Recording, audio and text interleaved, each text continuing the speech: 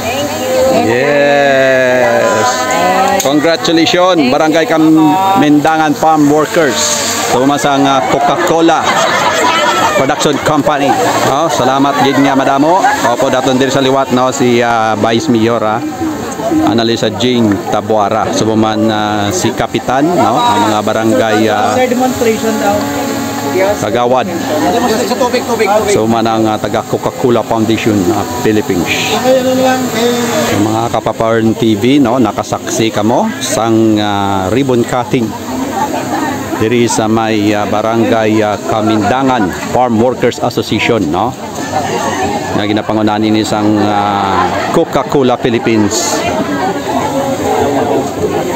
Foundation ni sang Coca-Cola guys no. So sa nakabalo dira no, diri lang ni sa may sakop sa barangay Kamindangan Farm Workers Association sa liwat sa Coca-Cola Philippines. So po naton diri no, may subong man may drone dira nga nagalupad-lupad. Natawa ha. Alright, magog pa ang drone. Alright.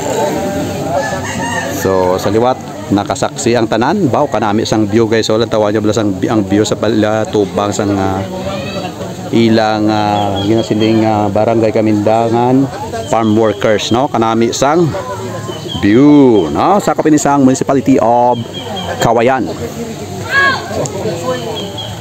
Subong man sang siyempre ang aton nga pinalangga o ang inyo nga pinalangga nga Municipal Mayor no John Ray Taboara.